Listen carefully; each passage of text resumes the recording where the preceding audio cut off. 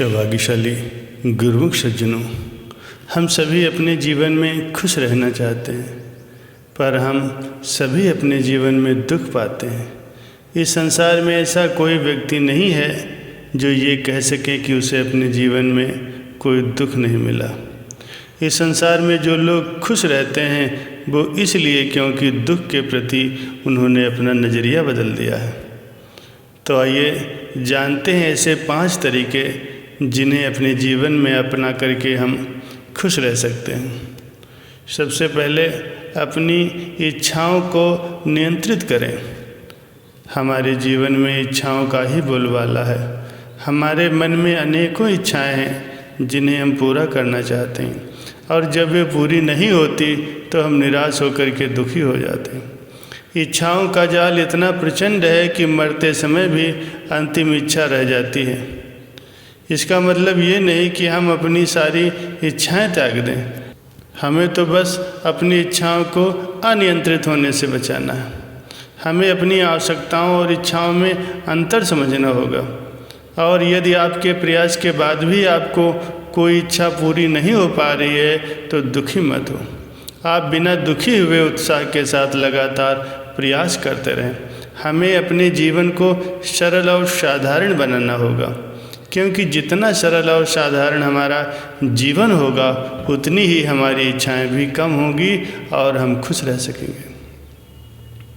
और यदि आप इच्छाओं को कम करने में सहज नहीं हैं तो कम से कम उसे अपनी खुशी से मत जोड़िए।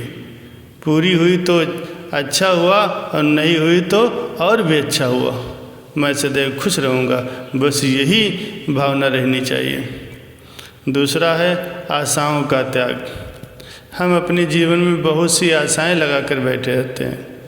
हम अपने बच्चों से, अपने मित्रों से, अपने पारिवारिक जनों से बहुत सी आशाएं लगा लेते हैं। जब वे हमारी आशाओं के अनुसार काम नहीं करते तो हमें दुख होता है।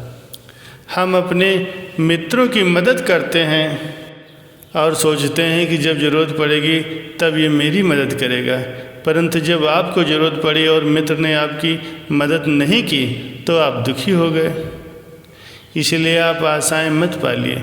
अगर आपने दूसरों के साथ अच्छा किया है तो आपके साथ भी अच्छा ही होगा, पर ये कौन, कब, कैसे, ये आप ईश्वर पर छोड़ दीजिए। आपने किसी के साथ कुछ अच्छा किया तो ये आपका स्वभाव है। दूसरे ने जो कुछ किया वे उसका स्वभाव है। आशाएं न पालने से यदि आपके साथ अच्छा नहीं भी होगा तो भी आप खुश रह सकेंगे, प्रसन्न रह सकेंगे। तीसरा है अपने कटु अनुभव का त्याग करें। हम सभी के जीवन में बहुत सारे कटु अनुभव होते हैं, परंतु इन्हें जितनी जल्दी आप अपने मन से निकाल देंगे उतना ही आप खुश रह सकेंगे। मैंने कुछ लोगों को कहते हुए सुना है कि उस व्यक्ति ने मेरा अपमान किया है कि अब मैं उसे ज़िंदगी भर नहीं भूल सकता। यदि आप उसे ज़िंदगी भर नहीं भूल सकते तो आप अपना ही नुकसान कर रहे हैं। हो सकता है कि वह व्यक्ति जिसने वो बात कही हो वह उसे भूलकर शांति से रह रहा हो, और आप उसे अपने मन में भरे भरे प्रतिशोध की भावना को आश्रय देते हैं और लगातार अपने को दुखी बनाते हैं। इसीलिए अपने जीवन के कटु अनुभव को अपने मन से जल्द निकाल देना चाहिए। याद रखिए, कटु अनुभव उस तेजाब की तरह से है जो उस पात्र को ही बेकार कर देता है जो उसे धारण करता है। इसीलिए इन्हें भूल जाइए और अपने जीवन में आगे बढ़िए। खुशहाल जीवन आपकी ओर बाहें फैलाए खड़ा है। चौथा है वर्तमान में जीने की आदत डालिए। हम भूत में जो कुछ कर चुके हैं उसे बदला नहीं जा सकता। हमें उसका परिणाम भोगना ही होगा, तो वो परिणाम अच्छा है या बुरा है, जैसा भी हो हंसकर उसे स्वीकार करें।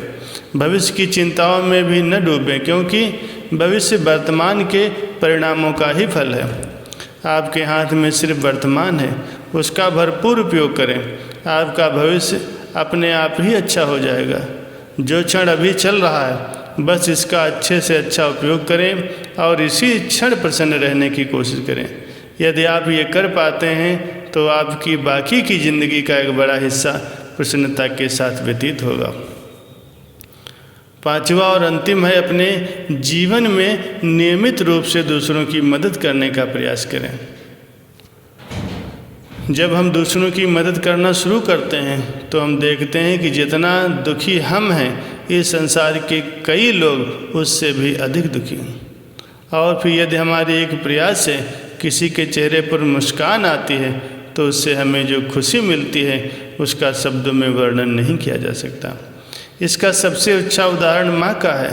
माँ जब बच्चे को खाना खिलाती है तो वह स्वयं खाना खा नहीं रही होती, पर उस बच्चे को खाते हुए देखकर उसे जो संतुष्टि और खुशी मिलती है उसे एक माँ ही समझ सकती है। तो गुरुमुखों, जीवन अमूल्य है, इसे जटिल न बनाएं, इसे सरल बनाएं और अपने प्रत्येक क्षण का भरपूर उपयोग करते हुए हमेशा प्रसन्न रहें, दूसरों की मदद करें और श्री दरबार की तरफ से जो बनाए गए नियम हैं उनकी पालना करते हुए अपना ये लोक भी सुखी बनाएं और परलोक भी सुहेला बनाएं।